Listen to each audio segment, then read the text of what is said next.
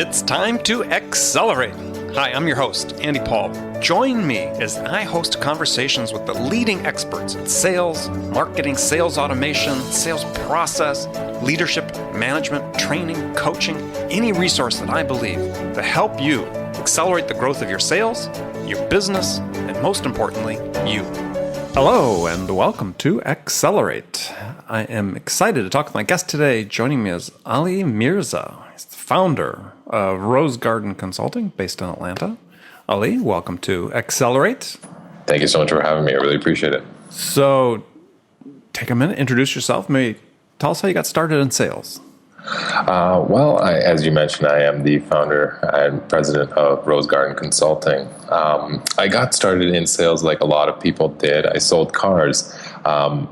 Different than other people, sold cars for about 3 weeks. Did not do very well at it, and quickly took an exit out of sales. There wasn't a very long trial period. No, then that was it. No, I'm just kidding. It was actually not until the following year when I truly got my start in sales. And I was approached by a high school friend of mine who was selling insurance. And then he asked me to join the company where he was selling insurance. And that's really how I got my start in sales, because I was under the tutelage of a really good mentor and a really good sales manager who taught me quite a bit of what I know today and still use a lot of the same practices. So that's actually how I got started in sales. So what type of insurance?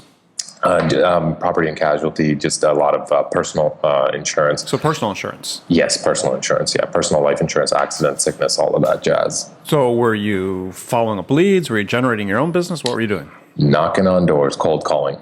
Cold calling? Oh, yeah. If you want to put hair on your chest, you go cold calling. No, I've done much of it in my time. So give us an example of what you did. I mean, who are you calling on? How'd you get your list of names to call? Or are you just canvassing a neighborhood?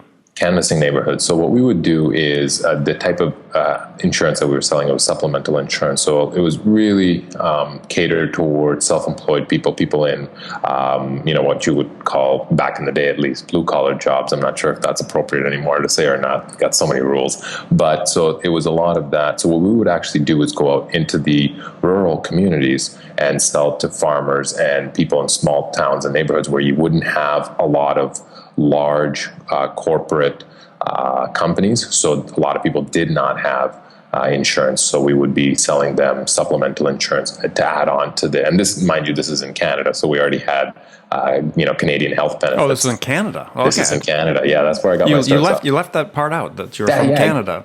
I am. Some people may pick it up in my accent. Apparently I have an accent. I don't know. Say the word about. About. No, you'd pass the test, huh?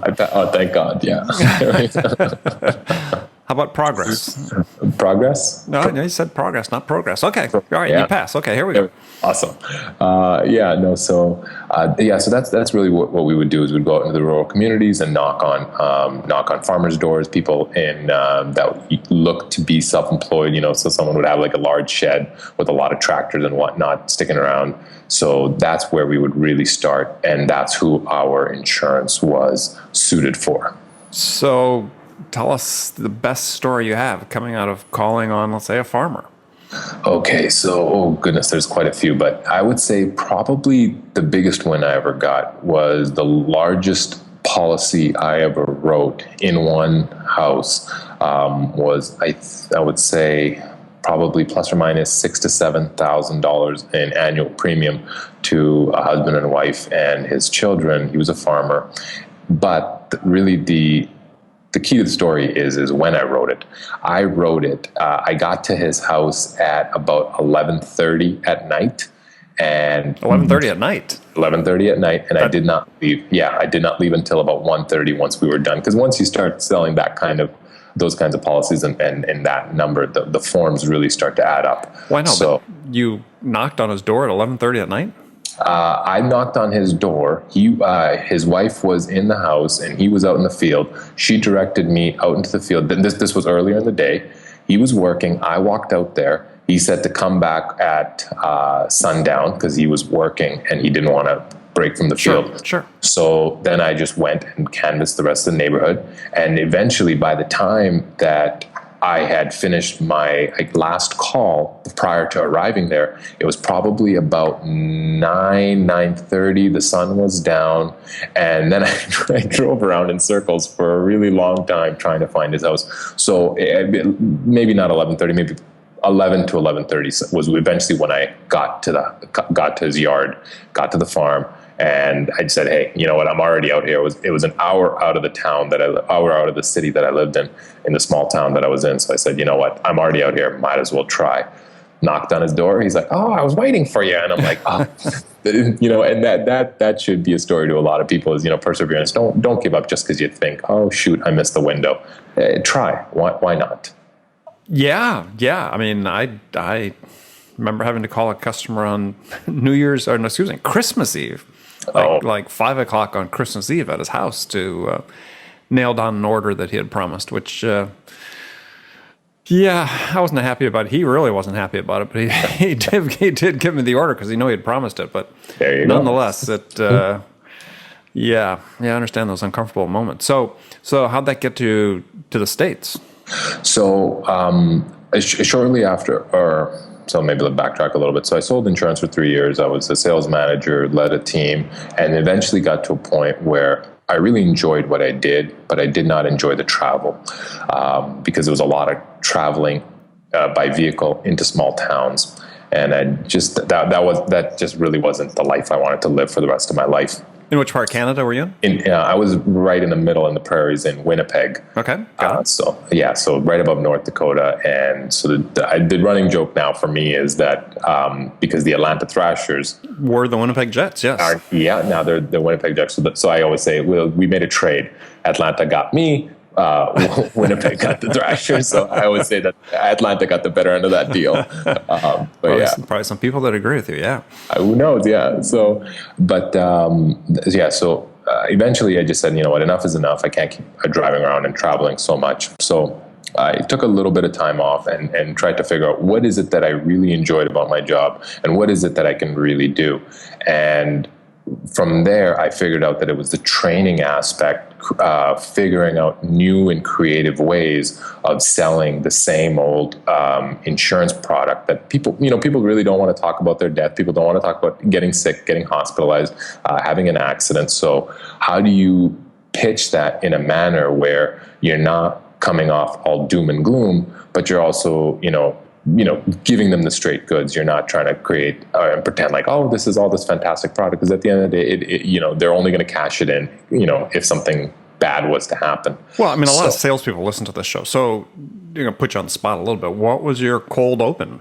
So I'd knock on the door, and so you open the door, and I'd instantly stick out my hand and say, "Hi, my name is Ali, and you are." Now, if you shook my hand and said, "Oh, my name is Andy," and then I'd instantly know, okay, I've got an opening.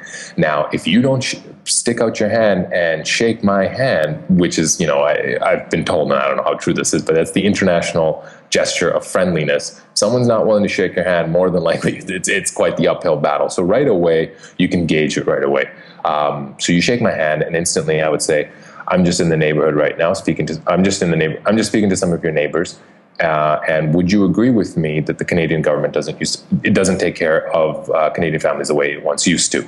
And if you said yes, then I would simply respond with well, my company's actually found a way to augment some of the costs that would be associated with, God forbid, if you were to become ill or sick or something to that effect.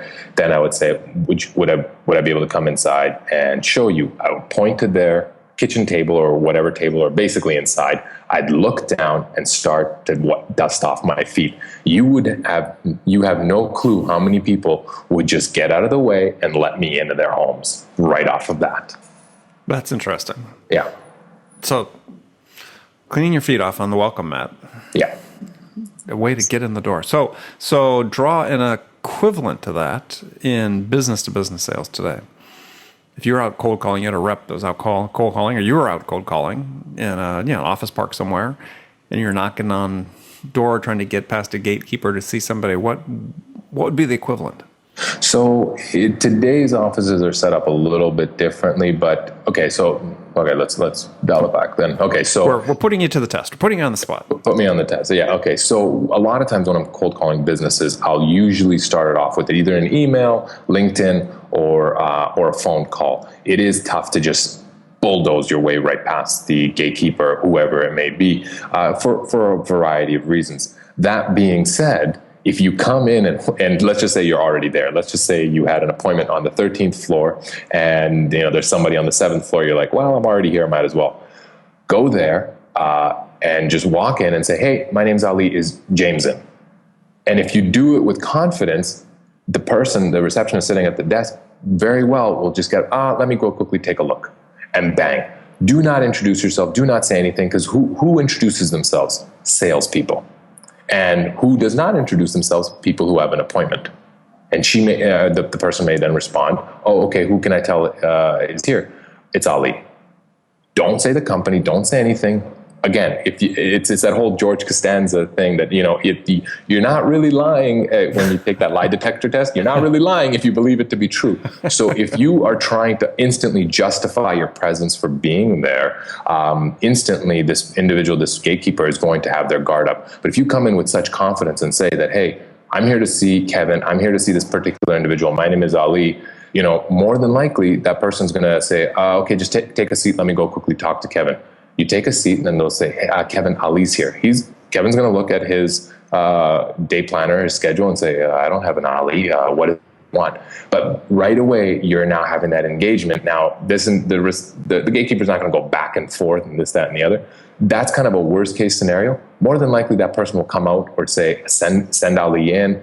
But you're now engaged in that discussion. And that way, if Kevin's not available, you just say, okay, can you let him know Ali stopped by? What's the best number to get a hold of Kevin at? Now you more than likely will hopefully get either a direct line to Kevin, or the gatekeeper now knows you by name, by face, so that when you call and say, hey, is Kevin there? Oh yeah, this is Ali. Okay, yeah. Hang on, let me patch you through. You're setting up those next steps. Does that make sense? Sure. No, I'm just interested in the technique. So, what in your mind is sort of the biggest challenge that sales reps face today? Well, there's a whole host of them, but I think choose the biggest in your mind. The biggest, in my opinion, is Not activity. enough? Not enough. Not even close to enough. If you were to have, let's just say, 10 salespeople sitting in front of you, and you looked at their outbox of how many cold emails or actually revenue generating emails that they've pushed out, you would be shocked as to the amount of time they actually spend selling versus doing any number of other things, whether it be following up on orders. And I mean, when I say following up on orders, I mean closed deals, because people like to do what's comfortable. If I send an email to a prospect that I've already closed, I've already picked up a check from, they pat themselves on the back. I'm doing something good. I'm doing the after sales, which most salespeople don't do. And, they justify their own actions in that respect. But you're not filling your pipeline. You don't have enough deals coming through that pipeline, because there's going to be people that fall off because they're just no longer interested, no longer need what it is that you're selling. There's going to be people that choose a competitor. There's going to be people that shut down their business and are no longer actively seeking. There's people that cost is going to be an objection. There's going to be some people that, yeah, we'll take it, but we'll take it 6 months from now. You've got a whole host of reasons of why people are not going to buy, versus the very few limited ones of why people are going to buy. So you really need to fill your pipeline, because you need to understand, just because you made 5 cold outreaches, that's probably going to translate to $0. You need to make so many more. It's the Grant Cardone thing, 10x it. I mean, it sounds very simple and a little bit ludicrous based on how simple it is, but it's so true. Whatever it is that you want, multiply it by 10, because only then can you even hope to get to that, to your goal. So activity, I would have to say, for sure, activity.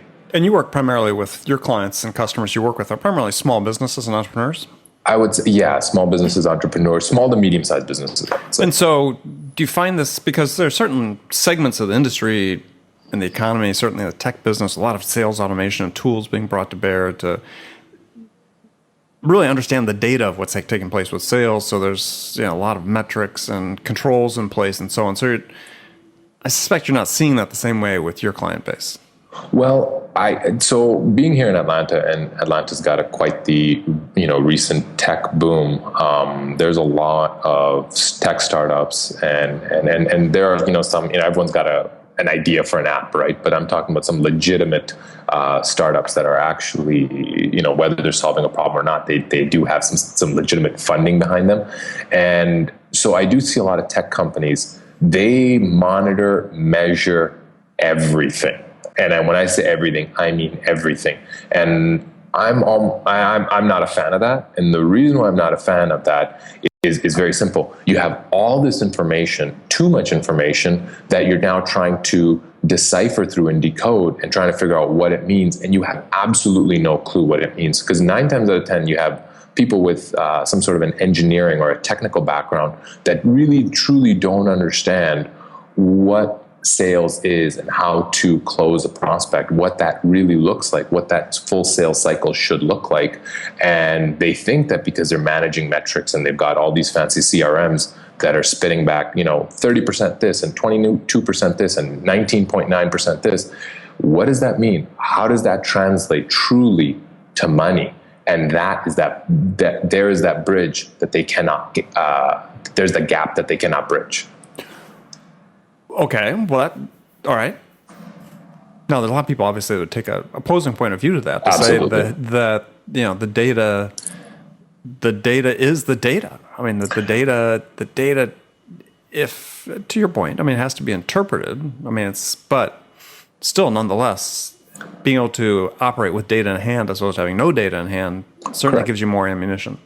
So let me dive a little bit deeper in that. So having data in hand is not a bad thing, but when your entire job becomes, as whether it be a sales manager or a VP of sales, and your entire job becomes deciphering and decoding that data without actually coming out with true actionable coaching advice to your salespeople, that's where the problem comes in. Sure. So what ends up happening is you get this VP of sales or the sales manager. They sit down and they look at all this data. They've got 80 different segments where they've got all these metrics that are reporting back to them, and then they go and use that, and then they make many assumptions off of it. What's one thing that data will never quantify? And what data will never quantify is human emotion. And so they're taking the emotion right out of selling. And that's what really gets people to act. So the best way I can describe it is you've got a 32% close ratio with one given script, and then a 10% close ratio with another given script. And that's assuming all environmental factors equal. The VP of sales will say, oh, well, use the first script because we've got a much higher close percentage on that, assuming there was the same person delivering it. Mm-hmm. But what they're not looking at a lot of times is what market and what segment did we tailor this script to? What message did it actually communicate about our value that we provide? And a lot of them are using a one-size-fits-all script, or even if they've got a few different scripts, they're not tailored specifically to the vertical it is that they're attacking. And also within that vertical, how are you now addressing the individual behind it? Because even if it's a B2B sale, who's actually making who's actually pulling that trigger to make that final buying decision? It's still a person. So you still need to speak to that person and on an emotional level and connect with them and emotionally encourage them to make a decision and a positive decision, a positive one in your manner. So getting back to those metrics that I threw out there, the 30 and the 10, you might have just, and I don't want to use the word lucky, but you might have just had the right script for that right vertical, but that doesn't mean that that's the right script for another vertical that you're now going to go and attack. And so what I'm seeing in a lot of these SaaS models is they come up with these scripts. They've got the business development reps, and then they've got it's the whole predictable revenue. You break up the sales cycle, and which to a certain extent it works. But then there's a lot of things that they're taking for granted and making a lot of dangerous assumptions on a lot of things, where they're not really fully aware as to the actual reasoning behind it. And the way that they justify it is, well, the data shows it. Well, it's how you interpret that data. And obviously there's always observational bias. So where do you use data then? Where do you use data? So for me, where I would use the data is you have to break it down into the segments. So when I create a sales process, the first thing that I would do is, okay, look at the vertical that we're going to go after. Then in that vertical, try and determine what type of decision makers we're going to encounter. Because a one-size-fits-all sales script will never work. Or, sorry, I shouldn't say it will never work, but you're not as well off unless you have multiple different types of scripts that speak to different types of people. Mm-hmm. Now, at the end of the day, the value is the value that your solution provides. But at the end of the day, it still needs to be communicated appropriately to this person. And again, the best way I can put that is you're going to speak to your mother one way versus the way you speak to your friends versus the way you speak to your wife versus the way you speak to somebody else, right? So it's not about being phony or about being disingenuous or putting on a facade. It's really about, okay, am I speaking to my mother? Am I speaking to my wife? Am I speaking to my friend, a colleague? Who am I speaking to? How do I need to address this person in order to evoke some sort of emotion in them? And that's where the data will not tell them, because they're not looking for that. So getting back to my point, understand the vertical that you're targeting, create the personality profiles within that vertical. There's not just a user profile across the board as to what your solution is. See, as salespeople, we're or really as entrepreneurs, or really any person of a particular craft, we look at everything as far as our product, our solution, our service, who uses our stuff. Really, the way we should be looking at it is who is making the buying decision based on our sales pitch. And at the end of the day, and this is the best thing that I can put it in is very simple. If your solution saves someone on the shop floor, let's just say it saves them some time or some sort of headache or some sort of aggravation in doing their job, why does the CEO care, right? So you need to put it in terms of why the CEO would care. Of course, at the end of the day, you have to communicate your value, your solution, but in terms of what the CEO needs. And again, those are going to be two completely different messages when you're pitching it to the shop foreman versus when you're pitching it to the CEO. Does that make sense? Yeah, it does. I mean, I'm not sure I agree 100% with it, but I think that one of the challenges that small businesses have when it comes to sales is that, given the pace at which their buyers are evolving, yes, I understand and I agree 100% about emotions driving decisions. But when you look at how people gather information, buyers are more nimble these days than sellers are. And so some degree of automation, some degree of data has to creep into the sales process, even for small businesses. And I think the ones that I work with, that I talk to, oftentimes are pretty far behind the curve when it comes to implementing even some of the basics of the sales stack that could help them do a better job of being more responsive to their customers, being more able to, and being in a position to really provide the value to help them move through their buying process more quickly. So when you're working with clients, what do you recommend they take on as sort of the beginning of their sales stack? So I don't want this to sound like I'm against data. I'm absolutely for data. Having data does help us. No, I understand your point that people become too reliant on the data. Yes. But but by the same token, there's, in terms of segmenting messaging, I mean, there's a lot happening in terms of account-based selling and account-based marketing that really, and granted, those have been around in one form or another for quite some time, but a refocus on that in terms of having your messaging be by segment, by customer, even by customer, individual prospect. Right. So then you could do the A/B testing, and it could be pretty effective. But so when you're working with clients, as I said, sort of behind the curve, oftentimes in terms of implementing the sales technologies that can help them.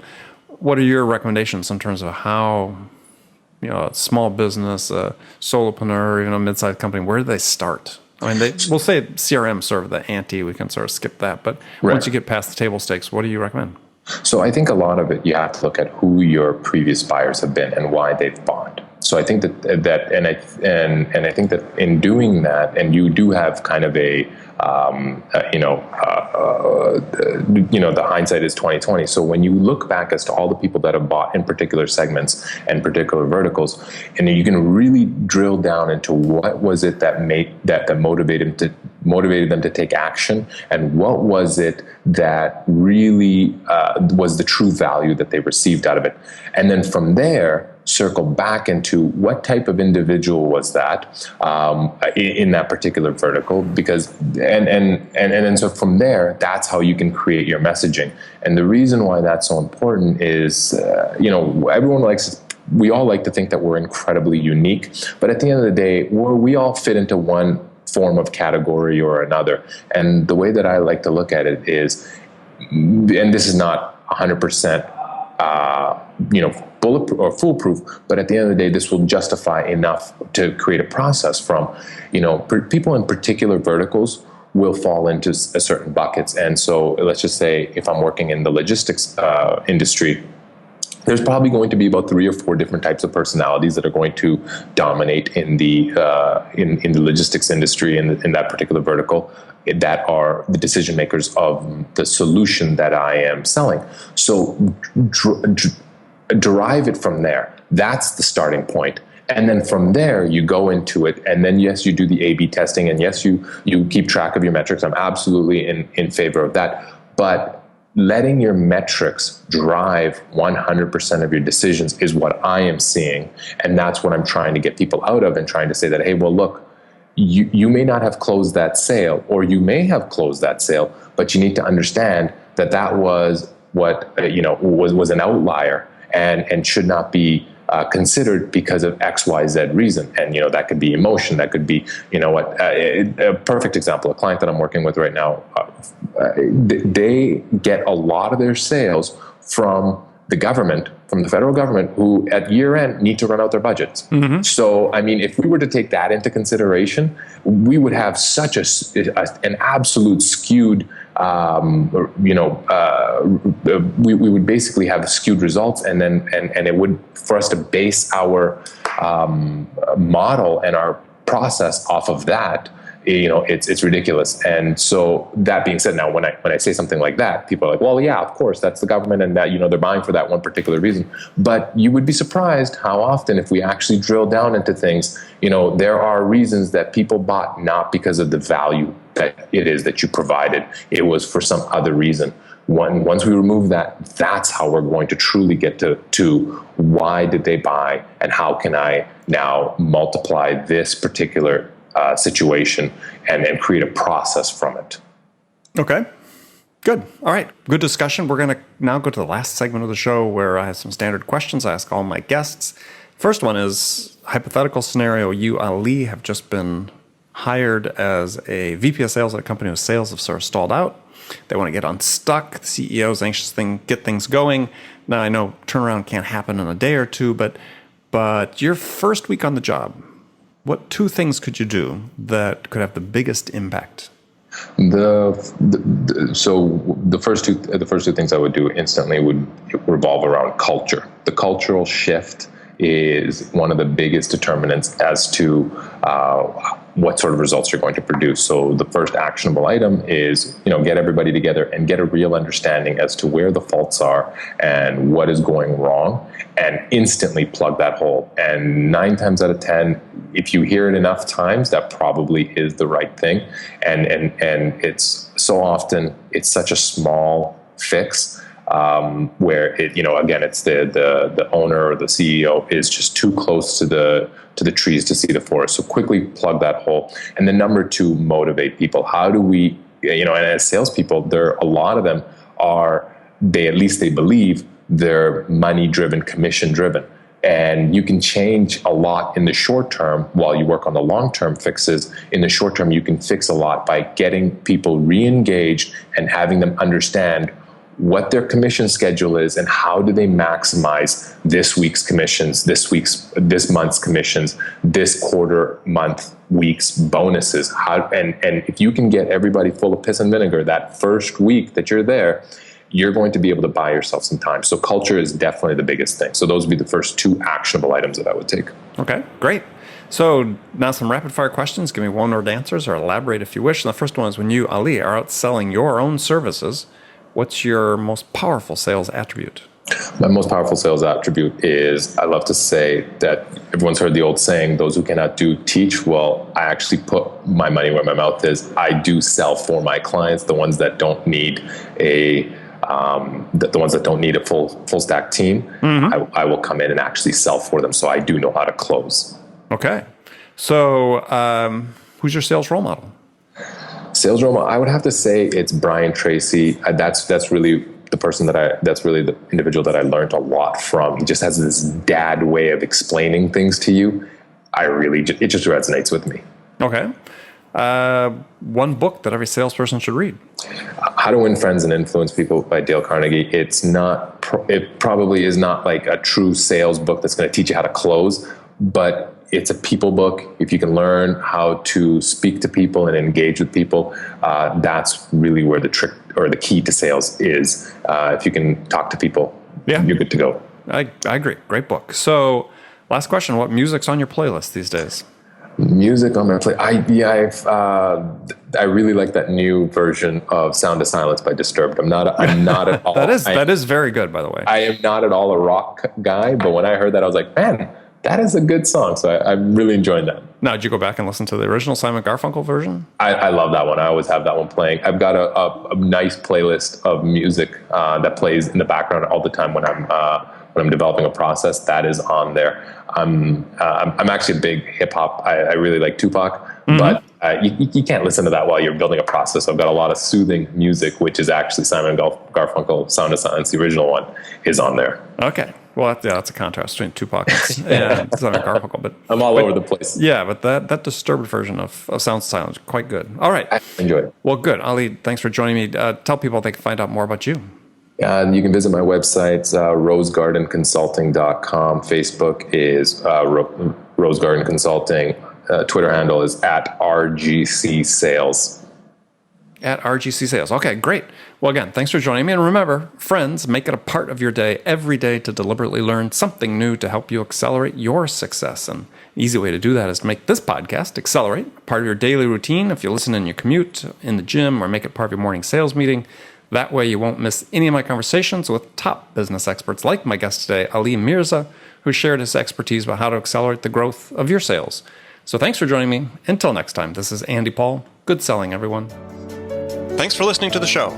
If you like what you heard and want to make sure you don't miss any upcoming episodes, please subscribe to this podcast on iTunes or Stitcher.com. For more information about today's guest, visit my website at andypaul.com.